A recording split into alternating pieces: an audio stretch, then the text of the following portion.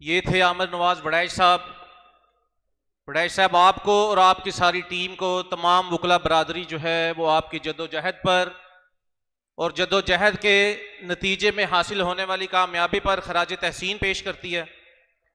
اب میں درخواست کروں گا بیرسٹر سلمان اکرم راجہ صاحب سے کہ وہ آئیں اور اس اہم موضوع پر اظہار خیال کریں۔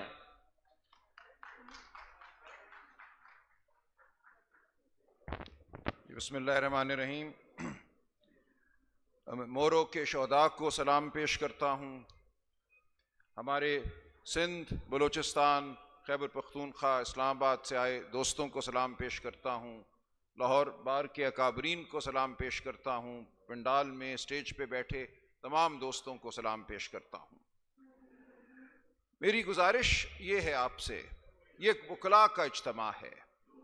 وکلاء پر ہر معاشرہ اور بالخصوص ہمارا معاشرہ ایک بھاری ذمہ داری ڈالتا ہے۔ یہ ذمہ داری یہ ہے کہ ہم اپنے لوگوں کو، اپنے عوام کو، اپنی قوم کو بتاتے رہیں، تنبیہ کرتے رہیں، بشارت دیتے رہیں کہ ان کے حقوق کیا ہیں اور ان کے حقوق پر ڈاکہ کیسے ڈالا جا رہا ہے۔ اس وقت صورتحال یہ ہے کہ پاکستان کے عوام کو محکوم بنا دیا گیا ہے۔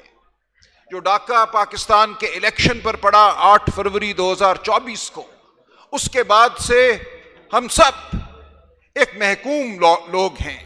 ہمارے اوپر ایک جھوٹ اور فریب پر مبنی نظام مسلط کر دیا گیا ہے، اور اس نظام کے نتیجے میں جو کچھ بھی سامنے آ رہا ہے وہ مزید ہماری آزادیوں کو سلب کر رہا ہے۔ ہم پر مزید جھوٹ مسلط کیے جا رہے ہیں، اور 26ویں آئینی ترمیم اسی جھوٹ کے نظام کا ایک شاخسانہ ہے۔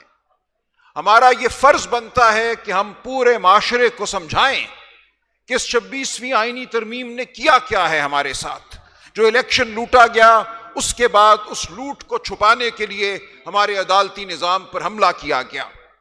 یہ بات بالکل واضح تھی کہ اگر عدالت آزاد ہوتی، عدالتی نظام آزاد ہوتا، تو جو الیکشن کو لوٹا گیا تھا وہ لوٹ سامنے آ جاتی، ہماری الیکشن پٹیشنیں کامیاب ہو جاتی، ملک میں ایک بار پھر حقیقی نمائندے جو ہیں وہ پارلیمان میں آ کر بیٹھ جاتے، اور ملک میں سچائی پر مبنی، جمہوریت پر مبنی نظام قائم ہو جاتا۔ لیکن جن لوگوں نے الیکشن پر ڈاکہ ڈالا 8 فروری 2024 کو، انہیں یہ قبول نہیں ہے۔ انہیں قبول نہیں ہے کہ اس ملک میں جمہوریت ہو۔ یہ روش کوئی نئی نہیں ہے، 78 سال سے اس ملک میں یہی ہو رہا ہے۔ جمہوریت پر شب خون مارا جاتا ہے۔ تو جو شب خون 8 فروری 2024 کو مارا گیا، اس کو دوام بخشنے کے لیے، اس واردات کو چھپانے کے لیے یہ ضروری تھا کہ عدلیہ پر حملہ کیا جائے۔ آپ کے سامنے رہے کہ 8 فروری 2024 کے بعد عدلیہ میں کچھ نہ کچھ حرارت موجود تھی۔ عدلیہ نے کچھ نہ کچھ فیصلے ایسے ضرور دیے جس سے طالع آزماؤں کے، مقتدرہ کے جو عزائم تھے ان کو دشواری پیش آئی، اور 2 بڑے فیصلے ہیں جو ہمارے سامنے آتے ہیں۔ ایک فیصلہ نومبر 2023 کا، جس میں سپریم کورٹ نے یہ کہا، ایک 5 رکنی بینچ نے، کہ سویلین کی ٹرائل فوجی عدالت نہیں کر سکتی۔ آپ کسی سویلین کو پکڑ کر ایک کرنل صاحب کے سامنے ایک بند کمرے میں پیش نہیں کر سکتے کہ اس کی سزا جزا کا فیصلہ وہ کرنل صاحب بوٹ میں، وردی میں بیٹھ کر کریں۔ یہ ممکن نہیں ہے۔ ہمارا آئینی نظام یہ تقاضا کرتا ہے، اور میں تھوڑی گفتگو آئینی اور وکیلانہ کرنا چاہوں گا آج، تاکہ ہم جا کر پورے معاشرے کو بتا سکیں کہ ہوا کیا ہے۔ ہمارا آئین یہ کہتا ہے کہ آرٹیکل 175(3) کے تحت یہ ممکن نہیں ہے کہ کوئی ایسی عدالت قائم کی جائے جس میں بیٹھنے والا جج انتظامیہ کا ممبر ہو، انتظامیہ سے اس کو لیا جائے۔ انتظامیہ میں اور عدلیہ میں ایک خلیج قائم کر دی گئی ہے۔ عدلیہ کی آزادی اس بات پر مبنی ہے کہ عدلیہ کے جو جج ہیں وہ انتظامیہ کا حصہ نہ ہوں۔ ایک زمانہ تھا کہ ڈپٹی کمشنر عدالت لگاتا تھا، کمشنر عدالت لگاتا تھا، فوجداری مقدمات بھی سنے جاتے تھے۔ تو آئین نے یہ کہا، آرٹیکل 175(3) نے، پلیز بھائی، 175(3) نے یہ کہا جو 1987 میں نافذ العمل ہوا. 1973 کے آئین میں لکھ دیا گیا تھا کہ آرٹیکل 175(3) کا نفاذ آئندہ ہوگا. اس مدت کو بڑھایا گیا اور بالآخر 175(3) کا نفاذ 1987 میں ہوا. اسی کے بعد ہمارے مارکۃ الآراء مقدمے ہوئے، بڑے بڑے فیصلے آئے. سپریم کورٹ کا شرف فریدی کیس ہے جو سندھ ہائی کورٹ سے شروع ہوا اور پھر سپریم کورٹ تک پہنچا، جس میں یہ کہا گیا کہ کوئی ڈپٹی کمشنر، کوئی ایگزیکٹو میجسٹریٹ مقدمے نہیں سن سکتا. مقدمے صرف ایک آزاد عدلیہ سن سکتی ہے. اب یہ چیز اگر ہم سامنے رکھیں تو یہ واضح ہے کہ کرنل صاحب جو ایک ماتحت افسر ہیں ڈیفنس ڈویژن کے، وہ وزارت دفاع کے ایک ماتحت افسر ہیں، وہ کس طرح مقدمات سن سکتے ہیں؟ فوج کے اندر تو ایک نظام ہے، فوج کے اندرونی معاملات کے حوالے سے فوج جو مرضی کرے، لیکن ایک سویلین کو آپ پکڑ کے لے کے جاتے ہیں ایک کرنل صاحب کے سامنے ایک بند کمرے میں اور کہتے ہیں کہ اس کا مقدمہ اب تم سنو گے، اس کو سزا 2 سال دینی ہے، 10 سال دینی ہے، 14 سال دینی ہے، اس کا فیصلہ ایک کرنل صاحب کریں گے. اور یاد رہے کہ یہ نظام 1967 میں بنا. اس وقت بھی ایک عسکری حکومت تھی جس نے آرمی ایکٹ میں ترمیم کی اور ایک شک ڈالی جس میں یہ لکھ دیا گیا کہ اگر کوئی سویلین کسی ایسی عمارت کی جانب بڑھتا ہے جس عمارت میں فوجی نوعیت کے معاملات ہیں، ایڈمنسٹریٹو معاملات، کوئی فوجی دفتر ہے یا جہاں کوئی فوجی رہائش پذیر ہے، تو تب بھی اس کے خلاف مقدمہ فوجی عدالت میں چل سکتا ہے. تو یہ بات ہمارے 1973 کے آئین کے بعد 1987 میں 175(3) کے آنے کے بعد مکمل طور پہ غیر آئینی ہو چکی ہے. نہیں یہ ممکن کہ کسی سویلین پہ الزام یہ لگایا جائے کہ یہ ایک عمارت کی جانب بڑھا تھا اور پھر اس الزام کے تحت اس کو ایک کرنل صاحب کے سامنے پیش کر دیا جائے. یعنی کہ صرف الزام لگانا ہے. آپ پہ وہ الزام لگ سکتا ہے، مجھ پہ وہ الزام لگ سکتا ہے. بلوچستان میں ہر چیک پوائنٹ ایک ملٹری انسٹالیشن ہے. کسی چیک پوائنٹ پہ کھڑے شخص پہ یہ الزام لگ سکتا ہے کہ اس نے ارادہ کیا اس چیک پوائنٹ کو پار کرنے کا، اور اس کو آپ ایک فوجی عدالت کے سامنے بھیج سکتے ہیں. تو یہ ہے وہ خوفناک صورتحال جو اس مقدمے نے ہمارے سامنے لا کر کھڑی کر دی.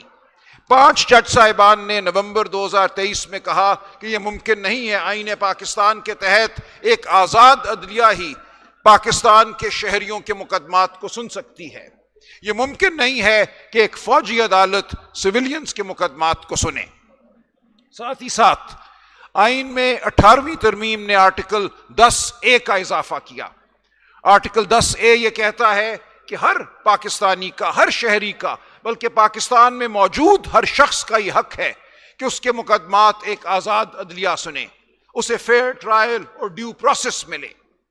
تو ان 2 آئین کی شقوں کو سامنے رکھتے ہوئے 5 جج صاحبان نے نومبر 2023 میں ان شقوں کو جو 1967 میں شامل کی گئی تھی آرمی ایکٹ میں، جن کے تحت سویلینز کا ٹرائل فوجی عدالتوں میں ہو سکتا ہے، ان شقوں کو آئین کے منافی قرار دیا، انہیں کالعدم قرار دیا. اب جو فیصلہ پچھلے مہینے آیا ہے، ایک اپیل اس فیصلے کے خلاف کی گئی. 5 جج صاحبان کا فیصلہ تھا، وہ اپیل اب 7 جج صاحبان نے سنی اور 5-2 کی اکثریت سے اس 5 رکنی بینچ کے فیصلے کو مسترد کیا. اب آپ دیکھیے کہ سپریم کورٹ کے 12 جج صاحبان نے ہمارا مقدمہ سنا ہے، سویلینز کا مقدمہ سنا ہے. 5 نے پہلے، 7 نے بعد میں، اور ان 12 میں سے 7 ہمارے ساتھ کھڑے ہیں کہ سویلین کا ٹرائل فوجی عدالت میں نہیں ہو سکتا. اس کے باوجود 5 جج صاحبان کے فیصلے کی وجہ سے اب دروازہ کھل گیا ہے، کسی بھی سویلین کا ٹرائل ایک کرنل صاحب ایک بند کمرے میں کر سکتے ہیں. ضرورت صرف یہ ہے کہ الزام لگایا جائے. صرف الزام لگنے سے آپ کے تمام آئینی حقوق ختم ہو جاتے ہیں. ڈیو پروسیس، فیئر ٹرائل، آزاد عدلیہ سب ختم ہو جاتی ہے. اگر آپ پہ الزام لگا دے علاقے کا کمانڈنگ افسر کہ مجھے یہ شخص مطلوب ہے ایک فوجی عدالت کے سامنے پیش کرنے کے لیے کیونکہ اس شخص نے ایک ایسی عمارت کی جانب پیش قدمی کی جس سے کوئی فوج کا کوئی معاملہ منسلک ہے، رہائش کے حوالے سے یا دفتری امور کے حوالے سے، تو اس شخص کو فوجی عدالت پہ پیش کر دیا جائے گا. اور یہی کچھ ہوا 9 مئی 2023 کے بعد. ہزاروں کی تعداد میں لوگوں کو گرفتار کیا گیا، اس میں سے سینکڑوں کو فوجی عدالتوں میں بھیج دیا گیا۔ عمران خان صاحب پہ بھی یہ الزام ہے کہ وہ فوجی تنصیبات پر یا فوجی عمارتوں پر پیش قدمی کے ماسٹر مائنڈ ہیں۔ عدالت میں یہ کہا گیا کہ ہم عمران خان کو بھی فوجی عدالت میں پیش کرنا چاہتے ہیں، لہٰذا 5 ججوں کے فیصلے کو مسترد کیا جائے، اور 5-2 کی اکثریت سے ایک 7 ممبر بینچ نے یہ سانحہ ہم پہ برپا کر دیا۔ یہ ایک ٹریجڈی ہے، یہ ایک سانحہ ہے، یہ فیصلہ تاریخ معاف نہیں کرے گی، یہ ایک سیاہ فیصلہ ہے۔ اس کے خلاف جو ہم مزاحمت کر رہے ہیں، جو مزاحمت آپ کو کرنی ہے، اس کی مہک، اس کی خوشبو گونجے گی، ہماری آواز گونجے گی، وہ خوشبو پھیلے گی۔ ہمارے لیے اب ضروری ہو گیا ہے کہ اگر پاکستان میں ہم نے شرافت کو بچانا ہے، پاکستان میں ہم نے آئینی اقدار کو بچانا ہے، قانون کو بچانا ہے، تو ہم مزاحمت کریں، ہم جد و جہد کریں۔ یہ ایک کالا فیصلہ ہے، اس کے بعد کوئی جواز نہیں رہ جاتا کسی ایک وکیل کا بھی گھر بیٹھنے کا۔ اور یہ فیصلہ کیوں ممکن ہوا؟ کیوں ان 5 جج صاحبان کے فیصلے کو 7 ججوں نے کانسٹیٹیوشنل بینچ، آئینی بینچ میں بیٹھ کر مسترد کیا؟ یہ صرف اور صرف 26ویں آئینی ترمیم کی وجہ سے ہوا۔ 26ویں آئینی ترمیم پاکستان کی تاریخ کی سیاہ ترین ترمیم ہے۔ جن لوگوں نے یہ ترمیم سوچی، جن لوگوں نے اس ترمیم کو برپا کیا،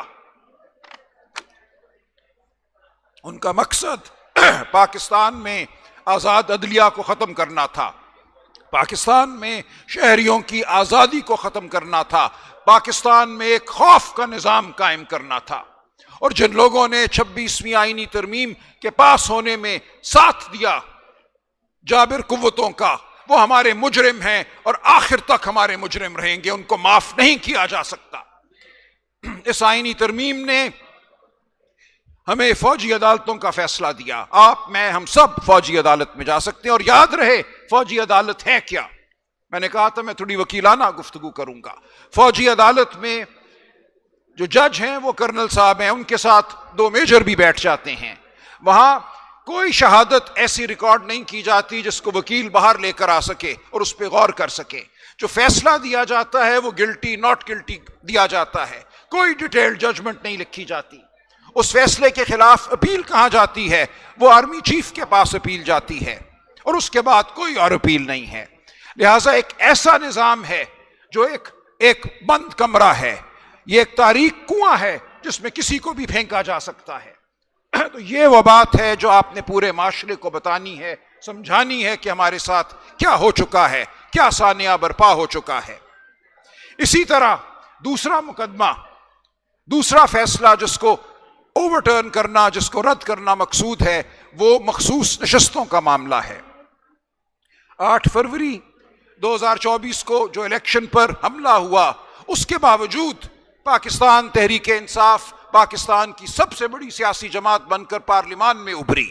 پاکستان کے عوام نے کروڑوں کی تعداد میں ووٹ ڈالا۔ ہمارے پاس ہمارا سمبل نہیں تھا، یہ پہلا الیکشن تھا جہاں ووٹر کینڈیڈیٹ کو ڈھونڈ رہا تھا، ہمیں ووٹر کے پاس نہیں جانا پڑا۔ اس عظیم الشان جمہوری جذبے کو تباہ کرنے کا ایک منصوبہ بنایا گیا، اور وہ یہ تھا کہ پہلے تو آپ نے ہمارے ممبران کو ناجائز فارم 47 کے ذریعے اسمبلی میں نہیں آنے دیا۔ جو لوگ لاکھ کی لیڈ سے جیتے ہوئے تھے ان کے نتیجے تبدیل کیے گئے۔ پنجاب میں یہ ہوا، سندھ میں یہ ہوا، کراچی میں ہم 21 سیٹیں جیتے ہوئے تھے پی ٹی آئی، بلوچستان میں ہم نے بہت سیٹیں جیتی۔ ان تمام سیٹوں کو چھین کر ان کو دیا گیا جن کے پاس صرف 16 سیٹیں تھی پورے ملک میں، اور ان کی حکومت کو ہم پہ مسلط کیا گیا۔ جو بھی تھا اس کے باوجود ہم پارلیمان میں گئے۔ ہم نے پارلیمان میں تقاضا کیا کہ جو سیٹیں آپ نے ہمیں دی ہیں ان کے تناسب سے خواتین اور جو غیر مسلموں کی مخصوص نشستیں ہیں وہ ہمیں دی جائیں۔ وہ الیکشن کمیشن نے ہمارا مطالبہ، پی ٹی آئی کا، پاکستان کے عوام کا مطالبہ، کیونکہ یاد رکھیے یہ سیٹیں پاکستان کے عوام کی سیٹیں ہیں، کسی ایک سیاسی جماعت کی سیٹیں نہیں ہیں، یہ مطالبہ رد کیا۔ ہم پشاور ہائی کورٹ گئے، وہاں بھی داد رسی نہ ہوئی۔ اس کے بعد ہم سپریم کورٹ آئے، وہاں ایک 13 رکنی بینچ نے ہمارا مقدمہ سنا اور 8-5 کی اکثریت سے یہ فیصلہ دیا کہ جو 80 ممبران ہیں یہ پی ٹی آئی کے ممبران ہیں، ان کے تناسب سے ان کو خواتین کی اور غیر مسلموں کی نشستیں صوبائی اسمبلیوں میں بھی اور قومی اسمبلی میں بھی دی جائیں گی۔ اب اس فیصلے کے خلاف نظر ثانی کی درخواست ہے، اور یہ پہلی تاریخ کی نظر ثانی کی درخواست ہے جس میں فیصلہ لکھنے والے جج شامل نہیں ہیں بینچ میں۔ ایک نیا بینچ 26ویں آئینی ترمیم کے ذریعے ترتیب دیا گیا، وہی آئینی بینچ، اور اس آئینی بینچ میں جسٹس منصور علی شاہ شامل نہیں ہیں، جسٹس منیب اختر شامل نہیں ہیں، جسٹس اطہر من اللہ شامل نہیں ہیں۔ یہ وہ لوگ ہیں جنہوں نے فیصلہ لکھا تھا۔ ان کو باہر کرنے کا مقصد صرف اور صرف یہ ہے کہ اس فیصلے کو الٹایا جائے اور مخصوص نشستیں ہم سے چھین کر، پی ٹی آئی سے چھین کر، پاکستان کے عوام سے چھین کر ان لوگوں کو دی جائیں جنہوں نے در حقیقت 16 سیٹیں جیتی ہیں قومی اسمبلی میں۔ خیبر پختونخوا اسمبلی میں ایسی پارٹیاں ہیں جنہوں نے در حقیقت 3 سیٹیں جیتی ہیں، ان کو اب 10 مخصوص نشستیں مل جائیں گی۔ تو یہ ہے وہ سانحہ جس کے خلاف ہم لڑ رہے ہیں۔ بطور وکیل ہمیں یہ جزیات لوگوں کو بتانی ہیں، معاشرے کو بتانی ہیں۔ ہمارے بھائی وڈائٹ صاحب نے کراچی سے کہا کہ کنفیوژن ہے لوگوں کے دماغ میں، لوگوں کے ذہن میں کہ 26ویں ترمیم ہے کیا۔ تو اس کنفیوژن کو ہم نے دور کرنا ہے۔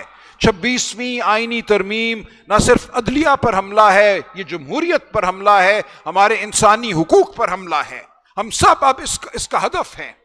ہم میں سے کسی کو بھی کسی کرنل صاحب کے سامنے پیش کیا جا سکتا ہے۔ تو یہ وہ گزارشات ہیں جو میں چاہتا ہوں کہ ہم بطور وکیل پورے معاشرے تک پہنچائیں، پورے معاشرے کو بتائیں کہ 26ویں آئینی ترمیم کوئی پی ٹی آئی کا یا عمران خان کا معاملہ نہیں ہے، یہ ہم میں سے ہر فرد کا معاملہ ہے۔ پی ٹی آئی ایک جنگ لڑ رہی ہے، لیکن یہ جنگ صرف پی ٹی آئی کی جنگ نہیں ہے، یہ عمران خان کی جنگ نہیں ہے، یہ پورے پاکستان کی جنگ ہے، یہ جمہوریت کی جنگ ہے۔ تو اس جنگ میں ہمیں شامل ہونا ہے، آپ کا پی ٹی آئی میں ہوں، آپ پی ٹی آئی میں نہ ہوں، بطور شہری، بطور وکیل آپ کو اس جنگ کا حصہ بننا ہے۔ تو میری آپ سے یہ مؤدبانہ گزارش ہے، یہ التجا ہے کہ جب تک ہم جمہوریت کے لیے قدم نہیں اٹھائیں گے، یک زبان نہیں ہوں گے، تو مورو جیسے سانے ہوتے رہیں گے۔ کیوں سندھ کے پانی کو چھیننے کی کسی کو جرت بھی ہوئی؟ کیوں یہ خیال آیا کہ 6 نہریں بنائی جا سکتی ہیں اور سندھ سے سندھ کا پانی چھینا جا سکتا ہے، سندھ دھرتی کو بنجر کیا جا سکتا ہے؟ یہ صرف اس لیے ہوا کہ مقتدر حلقے یہ سمجھتے ہیں کہ ان کے سامنے کوئی مزاحمت نہیں ہے، وہ جو چاہیں وہ کر سکتے ہیں، کیونکہ انہوں نے جمہوریت کو تو زیر کر لیا ہے، انہوں نے عدلیہ کو بھی زیر کر لیا ہے۔ اب ان کے سامنے کچھ بھی نہیں ہے۔ وہ سندھ کا پانی چھینیں، وہ لوگوں کو بلوچستان میں گمشدہ کر دیں، وہ پنجاب میں الیکشن لوٹ لیں، وہ خیبر پختونخوا کو لہو لہان کر دیں۔ تو یہ ہے اب ایک نظریہ جو اس ملک پر مسلط ہے، یہ جبر کا نظریہ ہے، یہ فسطائیت کا نظریہ ہے۔ اس کے خلاف ہم کھڑے ہوئے ہیں، ہم اپنے گھروں سے نکلے ہیں، اپنی آسودہ زندگیوں سے نکلے ہیں تاکہ اس کی ہم مخالفت کر سکیں، ہم مزاحمت کر سکیں۔ تو میں آپ سب کو دعوت دیتا ہوں کہ 26ویں آئینی ترمیم ہو یا سندھ کے پانی کا معاملہ ہو یا بلوچستان کے گمشدہ لوگوں کا معاملہ ہو یا دہشت گردی ہو، ڈرون حملے ہوں خیبر پختونخوا میں، ہمیں اس سب کے خلاف کھڑے ہونا ہے، ہمیں آگے بڑھنا ہے۔ وکلاء پر اب یہ فرض ہے کہ وہ ایک ایسی تحریک برپا کریں جو اس ملک کی تقدیر بدل دے۔ بہت شکریہ۔